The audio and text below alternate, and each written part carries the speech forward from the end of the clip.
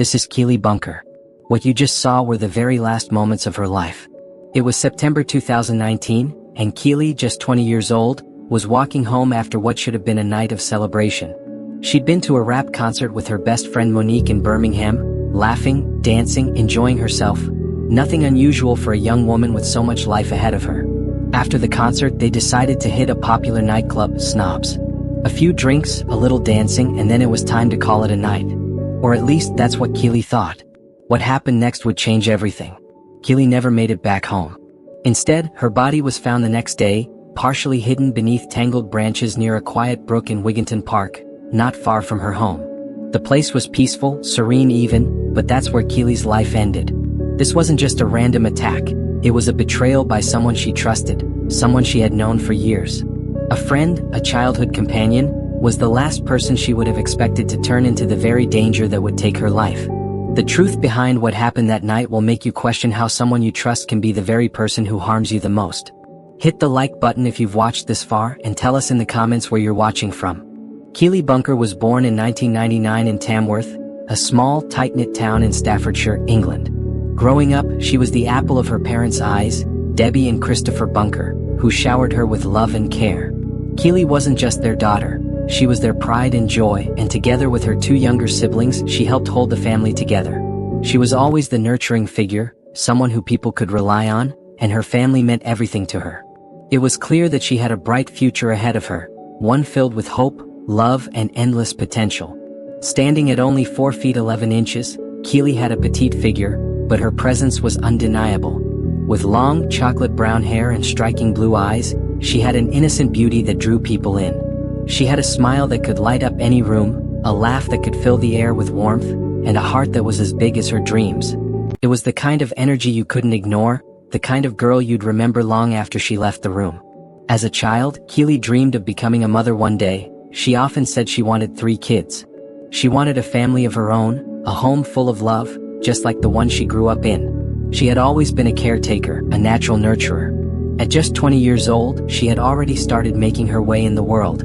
Keeley had recently landed a teaching assistant job at a local primary school, a position that not only gave her a sense of independence but also allowed her to make a real difference in the lives of young children. Her future seemed so bright, a career she loved, surrounded by people who cared for her. Things were looking up. Keeley's passion for life extended beyond her work. She was a lover of music, dance, and good times with close friends. She loved concerts, especially British rap, and one of her favorite rappers, H, was performing in Birmingham that night. She had always been a fan of the energy, the beats, and the thrill of live performances. To Keeley, music wasn't just something to listen to, it was something that connected her to the world. That night, she planned to enjoy herself, marking the end of her birthday celebrations in style. It wasn't uncommon for Keeley to celebrate her birthday in a big way, but this year she had decided to delay her party a bit. Instead of celebrating right on the day, she and her best friend, Monique, planned to go out a week later. Keeley was big on birthdays. She loved making the most of every moment, savoring the fun, the laughs, and the memories. The evening of September 18th was set. The two of them would attend the rap concert in Birmingham, enjoy the music, and maybe head out to a nightclub afterward to keep the celebrations going. The plan was simple.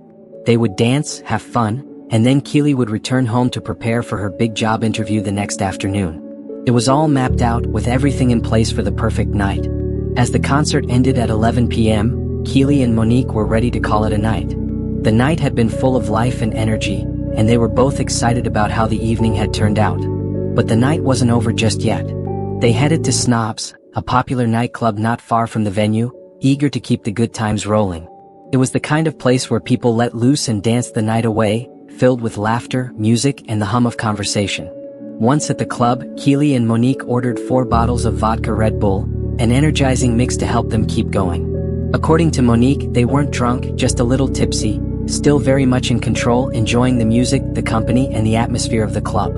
It was supposed to be a fun night out with no worries, just the excitement of a birthday celebration and a concert to remember. But behind the laughter and the dancing, there was an underlying current of uncertainty that neither of them could have anticipated. This would be the night that Keeley's life would take an unimaginable turn, a night where everything she had trusted, every plan she had made, would be shattered in an instant. Keeley had a good heart. She had her whole life ahead of her. And yet, in those final moments, just after the club closed and the music faded, she would face something far worse than she could have ever imagined: betrayal by someone she thought she could trust. It was just past midnight when the night took a turn. Keeley Bunker and her best friend Monique were winding down after an unforgettable evening. The rap concert in Birmingham had been everything they'd hoped for: the music, the energy, the crowds. But as the concert ended, they weren't ready to let go of the night. They weren't done. So they headed to Snobs, a nightclub popular among locals, a place to keep the party alive just a little longer. A few more drinks, some dancing, just the typical end to a night out. But there was one thing that was not so typical. A familiar face appeared at the club: Wesley Street. Wesley was someone Keeley had known for years. They hadn't been the closest of friends, but they had shared a history, having met later in high school. They weren't a trio, but they did run in the same circles, and Keeley had trusted him. It's easy to think of him as just another friend, someone who could blend in easily with any crowd. Wesley was the kind of guy who could always show up at a party, fit right in, and keep things fun. He was laid back, always with a joke or a laugh, ready for whatever the night would bring. But something wasn't right that night. There was a lot of drinking going on, and Wesley, known for his tendency to drink heavily, had overindulged. Monique would later tell the police that Wesley had consumed so much alcohol that they had to pull over during the drive home because he was too drunk to keep going. A bystander had even commented that Wesley was 9 out of 10 drunk, not just tipsy. At that point, his behavior was no longer that of the fun, laid-back guy he appeared to be. But for Keeley and Monique, things seemed fine. They went back to Monique's place after the club, where Keeley had left some of her things earlier in the evening. It was about 4 a.m. by the time they arrived, and Keeley had an important interview scheduled for the next afternoon. Monique, concerned and tired, urged Keeley to stay the night. After all, they had plenty of time to sleep before her interview. But Keeley, as stubborn as she was, didn't want to stay. She wanted her own space, her own bed. She told Monique that she'd be fine walking home. Wesley would be with her. "I've got Wes," she said, brushing off her best friend's concerns. "I'll be fine." It was a moment that would become hauntingly unforgettable. Keeley, just 4 feet 11 inches and weighing barely 100 pounds, seemed confident in her decision, trusting that Wesley would walk her home safely. Wesley, much larger than Keeley, had the presence of someone who could take care of things, or so it seemed. Monique reluctantly accepted her friend's decision, though the pause in her voice betrayed the worry she felt. And so, Keeley and Wesley stepped out into the night, sharing what would soon turn out to be their last hug. As they left Monique's house and walked into the darkness of the early morning, Keeley had no idea that she was walking into danger, nor did she know that this walk would be her final journey. The next morning, everything seemed off. Monique woke up early, eager to check in on Keeley. She sent Keeley a Snapchat message, expecting a response just like any other morning. But this time there was nothing. Keeley didn't respond. Monique tried again and again, but still no reply. It wasn't like Keeley to ignore her messages, especially after such an exciting night. By the time Keeley had missed her interview later that afternoon, panic began to set in. Monique reached out to Keeley's family, hoping maybe she had simply overslept. But the more time passed, the more it became clear that something was terribly wrong. Keeley was not the type of person to just disappear. Her family, frantic with worry, began calling around, retracing the steps of her night. The more they searched for answers, the more questions piled up. It wasn't long before Keeley was officially declared missing. The police were notified, and an investigation began immediately. The last person known to have seen Keeley was Wesley Street. He was the key to unraveling what happened that night. But Wesley's story? It didn't add up. According to Wesley, he and Keeley had walked together for some time before he claimed to have left her at a phone booth.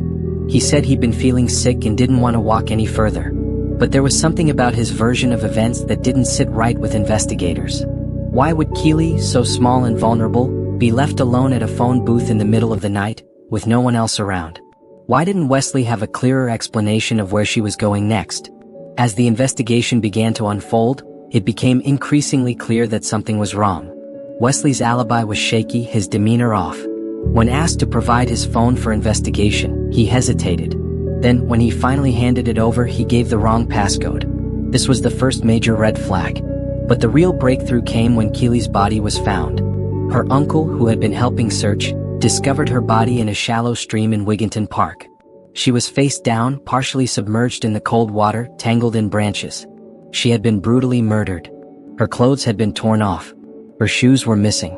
And the autopsy would later reveal just how horrific the crime had been. deep internal bruising hemorrhaging in her mouth, and marks on her neck from where she had fought to stay alive. Keeley had been strangled. There was no evidence that she had fallen or suffered blunt force trauma to the head. The cause of death was clear: murder. The investigation quickly turned its full attention to Wesley. The inconsistencies in his story were becoming impossible to ignore. His claims didn't match the physical evidence found at the scene, and his behavior raised suspicion. What had really happened that night? How had Wesley gone from a trusted childhood friend to the person responsible for Keeley's tragic end? As more details came to light, the puzzle pieces began to fit together, each one revealing a darker truth. Wesley had lied to the police, misled Keeley's friends, and now the entire town was reeling from the discovery that someone so close to Keeley had betrayed her in the most unimaginable way. This wasn't just a random attack, it was a crime committed by someone Keeley had known, someone she had trusted. And now, as the police closed in, Wesley's fate was sealed, but the question remained: would he ever truly admit what he had done? Hit the subscribe button if you stand with Keeley's family and the victims of violence. The investigation into Keeley Bunker's disappearance began almost immediately after her family and friends raised alarms. Her missing person report was filed quickly, and the police acted fast. They worked tirelessly, determined to find out what had happened to the 20-year-old who had vanished on her walk home, a night out that should have been nothing more than a celebration of a milestone birthday. As part of their initial efforts, the police traced Keeley's last known contacts. They started with her friends, family, and the people who might have been with her in those final hours. The name that came up at the top of the list? Wesley Street. The man who had been with Keeley the last time she was seen alive. He had known Keeley for years. They had grown up in the same area, been part of the same social circles. They weren't best friends, but they were familiar, trusted, and for Keeley, he was someone she thought she could rely on. Wesley was interviewed by the police shortly after they confirmed Keeley had gone missing. His story? It seemed plausible at first. He told investigators that he had walked Keeley home, but when they got to a phone booth, he claimed he felt sick and left her there. He said she was fine and that he had simply gone his own way. He painted a picture of a peaceful parting, a mutual understanding. But there was one problem. His account didn't match the evidence that would soon come to light. It was hard for the investigators to believe Wesley's version of events. It seemed too convenient, too tidy. Keeley, small and vulnerable, left at a phone booth alone in the early hours of the morning, while Wesley, an adult man, continued on his way. It didn't sit right. As they dug deeper into Wesley's statements, things started to crumble. At around 9 a.m. that morning, everything changed. The search for Keeley, which had been progressing steadily, took a horrifying turn. Her uncle, who had joined in the search efforts, was the one who found her. It wasn't the outcome anyone had hoped for, and the discovery shook everyone to their core. Keeley's body was found in Wigginton Park, just a short distance from her home, but far enough that it felt like another. The arrest of Wesley Street marked the beginning of a long, painful journey for Keeley Bunker's family and friends. With the mounting evidence against him, his contradictory statements, the damning CCTV footage, his suspicious behavior, and the physical evidence connecting him to the crime scene, it was clear that Wesley would have to face the consequences for what he had done. But even though he was in custody, the true test would be in the courtroom, where the full extent of his betrayal would be laid bare. As the trial began, the weight of Keeley's tragic death hung heavily over the proceedings. Her family sat in the courtroom, their faces a mixture of grief, anger, and disbelief. The young woman they had raised, loved, and watched grow into a bright, promising individual was gone. And the man who had taken her life was sitting in front of them, his fate now in the hands of a jury. In the courtroom, the prosecution painted a clear picture of the events leading up to Keeley's death. They focused on the one undeniable fact: Keeley trusted Wesley.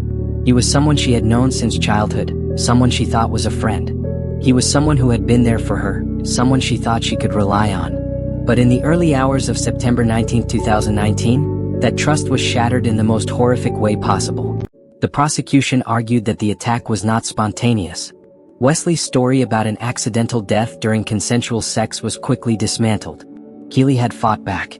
Her body showed signs of a struggle, scratches on her neck, bruising on her body. She had tried to defend herself against the man she believed was her friend. The defense's attempts to claim that the death was accidental fell flat as the evidence stacked up against Wesley. Monique, Keeley's best friend, was called to the stand. She spoke about the last time she saw Keeley, how the two of them had planned the night together. She talked about Keeley's personality, her dreams, and her determination to make the most of her life.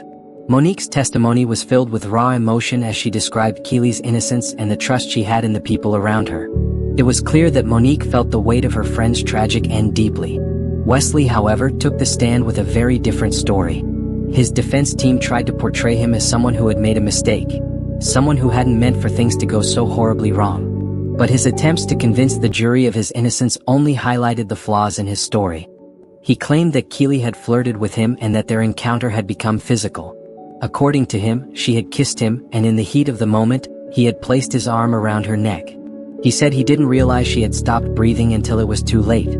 It was an act of panic, he insisted, not murder. But Keeley's friends and family knew better. Monique testified that Keeley had never been interested in Wesley that way. She saw him as a brother, nothing more. The jury was presented with evidence that contradicted Wesley's account, including CCTV footage showing Keeley pushing him off when he tried to put his arm around her neck. The footage showed Keeley rejecting him, clearly setting a boundary. She hadn't been flirting with him. She had been trying to protect herself from someone she had trusted. The forensic evidence also told a different story. The autopsy showed that Keeley had been strangled, and the injuries on her body were consistent with someone fighting for their life. The scratches on her neck, the bruising, the internal hemorrhaging, all of it pointed to a struggle. There was no evidence of consensual physical contact, as Wesley had claimed. It was clear Keeley had been murdered and Wesley had been the one to take her life. As the trial progressed, it became evident that Wesley's defense was weak. His changing story, his attempt to minimize the brutality of his actions, and the overwhelming evidence against him all worked against him. The prosecution didn't let up. They focused on the fact that Keeley had trusted Wesley to walk her home to keep her safe. Instead, he had killed her. It wasn't just an act of violence. It was a betrayal of trust so profound that it left everyone who knew Keeley reeling. In the final days of the trial, the courtroom was tense. Wesley had no more excuses left. His defense crumbled under the weight of the evidence. And when the jury deliberated, the verdict was clear. Wesley Street was found guilty of the rape and murder of Keeley Bunker. The trial had lasted for weeks, with emotional testimonies, shocking revelations, and the slow, painful process of bringing justice to Keeley. But for her family, for her friends, it was a bittersweet victory. The man who had taken Keeley's life was going to prison, but it would never bring her back. In July 2020, Wesley Street was sentenced to life imprisonment for the murder of Keeley Bunker, with a minimum term of 29 years before he could even be considered for parole. The sentence was a reflection of the severity of his crime. It was a life taken, a young woman's potential and dreams shattered by someone she had trusted. The aftermath of the trial left a deep scar on Keeley's family. Her parents, Debbie and Christopher, were forced to come to terms with the fact that their daughter, their beloved Keeley, would never come home. Her siblings, who had grown up with her, would never experience the joy of seeing her get married, have children, or live the life she had been destined for. For Monique, it was a different kind of pain. She had lost her best friend in the most devastating way possible. She had lost the person she confided in, the one person who understood her like no one else. The grief was overwhelming. The anger toward Wesley was palpable. He had taken Keeley from her, from all of them. But there was also a sense of relief that justice had been served. The truth had come out, and Wesley was being held accountable for what he had done. The public reaction to the verdict was intense. The media coverage of the trial had been extensive, and Keeley's story resonated deeply with people across the UK and beyond. Many felt a profound sense of empathy for Keeley's family, for the tragic loss they had suffered, and for the betrayal they had experienced. But for Wesley, the trial wasn't just the end of his freedom, it was the end of his lies. The man who had been a trusted friend, the man who had walked Keeley to her death, was now behind bars, facing the consequences of his actions. And for Keeley? The trial, the conviction, the sentence, it was the closest anyone could come to justice. But the hole left by her absence could never be filled. She had been taken too soon, a bright life extinguished in the blink of an eye by someone who had no right to take it. Keeley Bunker's family and friends were left to pick up the pieces of a life shattered far too soon. While the conviction brought some measure of justice, it did little to ease the pain that would follow them for the rest of their lives.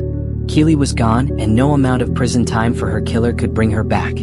The sentence had been handed down, but the emotional wounds ran deep, and healing would be a long, difficult process. Wesley Street was sentenced to life in prison, with a minimum of 29 years before he could even be considered for parole. But for Keeley's family, his time behind bars couldn't undo the damage that had been done. Keeley's parents, Debbie and Christopher Bunker, had to learn to live with the absence of their daughter. Their world, once filled with the laughter and energy of a young woman with so much potential, was now silent. The memories of Keeley, the dreams she had, the life she was meant to live, would forever linger, a constant reminder of what had been taken from them. Monique, Keeley's best friend, carried a different burden. The guilt weighed heavily on her heart. She had been the one to urge Keeley to stay the night, but Keeley had insisted on walking home with Wesley. Monique would always wonder if things might have been different had she not let her go. The grief, the confusion, and the heartbreak were almost too much to bear. She wasn't just mourning the loss of her best friend, she was mourning the death of the trust they had shared. A trust that had been shattered in the most violent way. Wesley Street, once a familiar face in Keeley's life, is now serving a life sentence for the crime he committed. He will spend a minimum of 29 years in prison before he is eligible for parole, a decision that leaves many wondering whether he will ever truly face the consequences of his actions. His family, who once knew him as a carefree and likable man, has remained largely out of the public eye since his conviction. There have been no interviews, no public statements. They have had to come to terms with the fact that their son, their relative, is now a convicted murderer. Their silence speaks volumes. There's no real way to explain away what Wesley has done. For Keeley's family, the conviction of Wesley Street has done little to dull the pain. They may have justice in the legal sense, but no court decision could ever fill the void that Keeley's death has left. Her parents are left with the heart-wrenching reality that their daughter, their beloved Keeley, is gone. The memories of her, the love she gave so freely, will remain forever etched in their hearts, but it is a painful reminder of the life she will never live. Monique, too, will never be the same. The best friend she lost that night will never be replaced. The conversations they never had, the plans they never got to make, and the life they were supposed to share are now lost forever. And while justice may have been served in the court of law, Monique is left to carry the weight of Keeley's absence for the rest of her life. Leave your thoughts in the comments, hit the like button, and subscribe for more stories like this. Share this video to raise awareness and honor Keeley's memory.